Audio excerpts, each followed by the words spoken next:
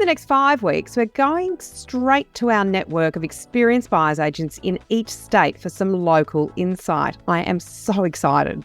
In this episode, we're talking to our state-based experts about auctions. Now, some locations are dominated by public auction, while others rarely see an auction. Keep listening and you'll find out what you need to know depending on where you are going to buy.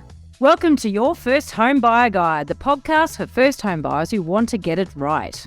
I'm Megan and that was Veronica. We're both buyers agents and probably old enough to be your mums. But that's a good thing because between us we've got over 40 years experience and we are going to share with you bucket loads of stories about avoidable mistakes.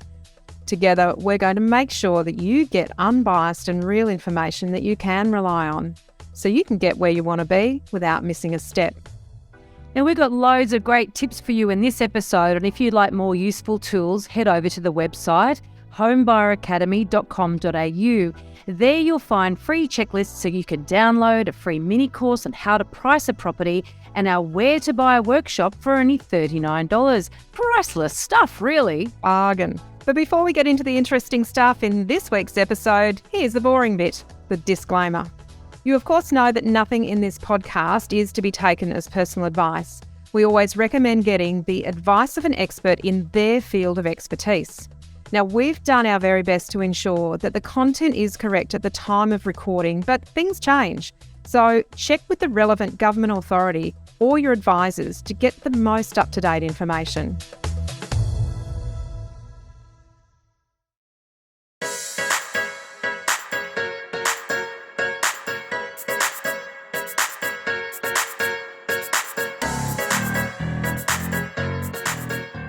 Now, you may notice that we're just talking about states here. We recognise there are two territories in Australia. There's the Northern Territory and the ACT. Now, we haven't included experts from those two territories for two reasons. One, Northern Territory, we actually don't know any buyers agents up there.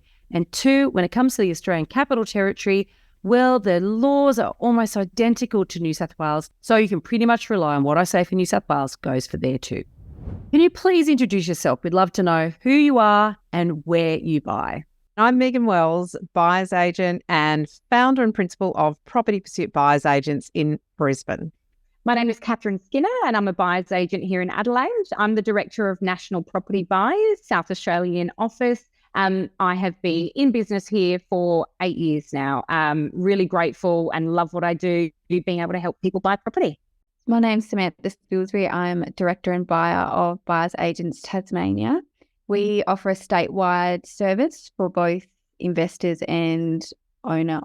A lot of our clients are relocators, so whether they're retiring or new families moving here is probably where our niche is to help them settle in.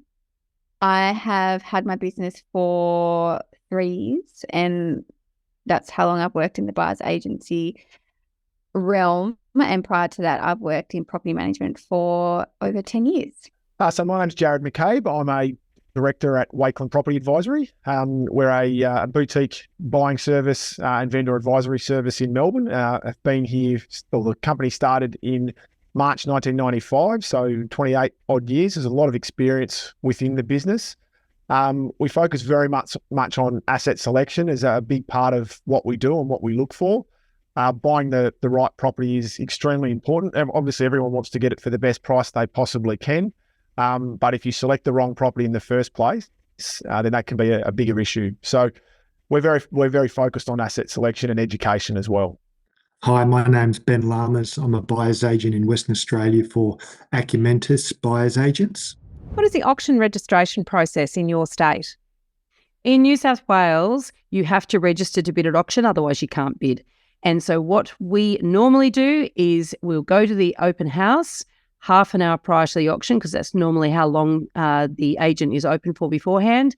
And you've got your ID and you line up if there's more than one person and you present that ID and you fill out a bidder's registration form.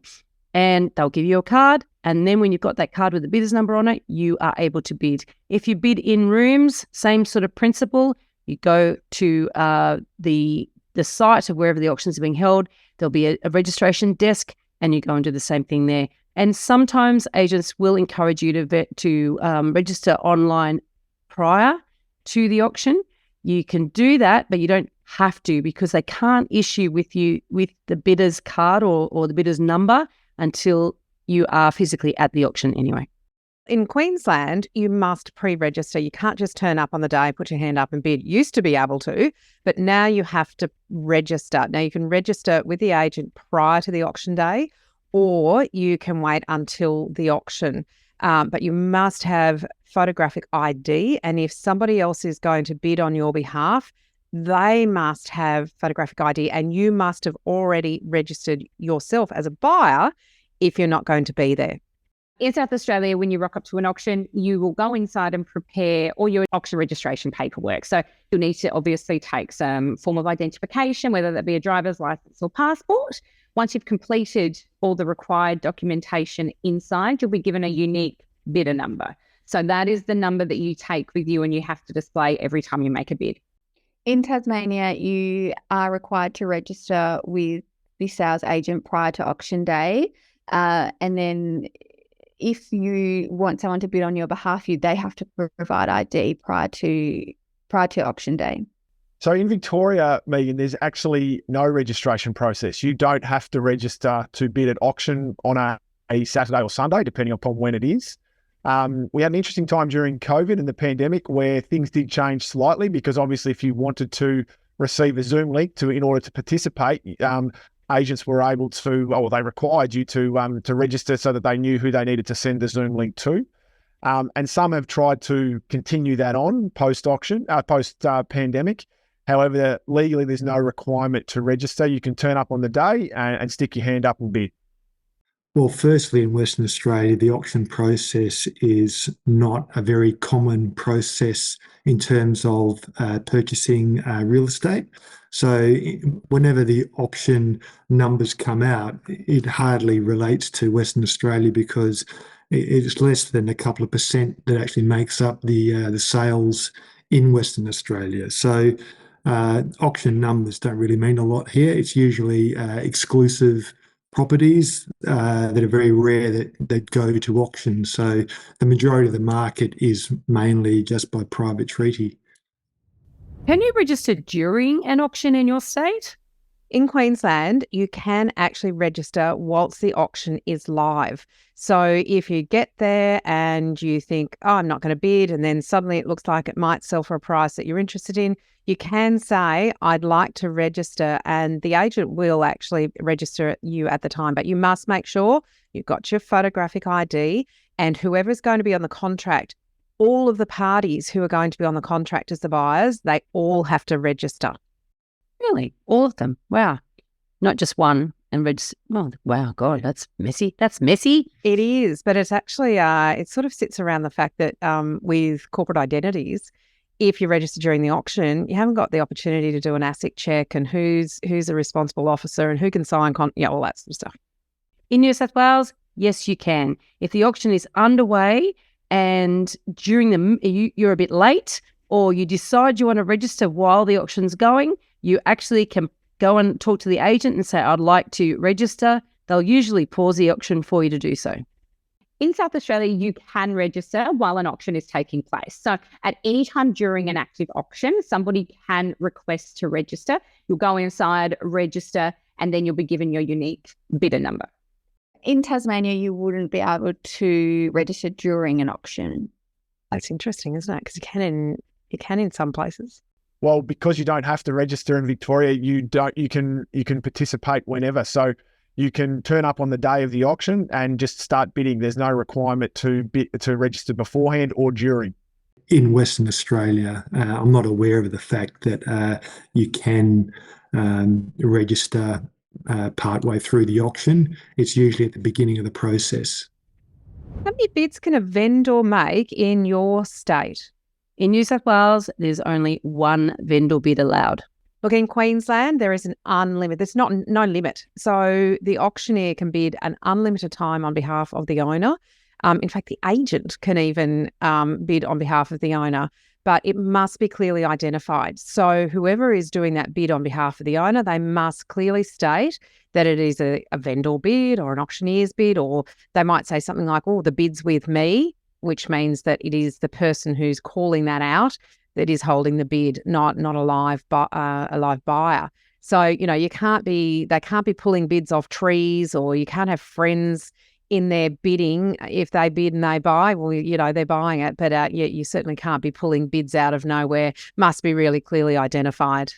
In South Australia, a vendor can make up to 3 vendor bids. So they would be made on behalf of the auctioneer and can be done at any time during the auction up to the reserve price set prior to auction. Oh, that's really interesting. So it's unlimited in Queensland. There's one in Victoria and New South Wales, and you've got an actual number of 3. Mm-hmm. Up to 3. Up to 3. Yeah, cool. Okay. In Tasmania, there is no limitation to how many bids a vendor can make during an auction.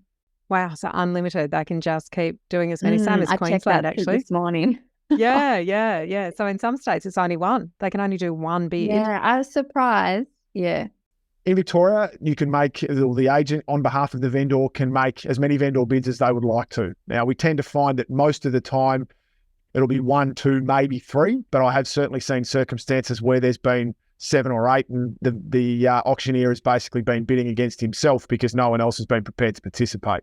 It's not a very fun auction, is it, when they're doing that many vendor bids? No, I was one that I was bidding at, or was intending to bid at in that instance, and it had a feel as though it was going very fast. He was talking very quickly, and it had a feel as though he was taking bids from trees and from cars. He wasn't. He was declaring vendor bids every time, but it didn't have a good feel, and it certainly left a lot of people with a sour taste in their mouth. In Western Australia, from my recollection, I think it's 3 bids but I have to check on that. But last time I checked, it was 3 bids as vendor bids, which, whether it's fair or not, is a different thing, but it is legal in Western Australia. How are questions about price or quoting usually handled by agents in your state? In Queensland, it's unlawful to give any indication about price for a property that's being marketed without a price. So they're actually really hamstrung on what they can and can't give you. What they are allowed to give you is comparable sales, and those comparable sales have to have been approved by the owner of the property. So they can't just sort of give you willy-nilly sort of sales around the place. They must be approved and in written format if they're giving comparable sales. In New South Wales, there is legislation about underquoting, as there is everywhere. So agents will give you a price guide usually, but they can choose not to. Now, that price guide generally is the lower end of the price range that they've told the vendors to accept. So they'll put a range on an agency agreement, and they'll generally quote the lowest number on that range. And if they've had offers during the auction campaign that they've rejected, they are meant to increase their quoting to not quote less than that. But just remember, they don't always have to quote. They can choose not to give you a guide. In South Australia, it varies from auction campaign to campaign. So some agents may display a price guide, which indicate, an approximate figure that a property may achieve. Now, a vendor can actually set reserve up to 10% higher than any advertised price.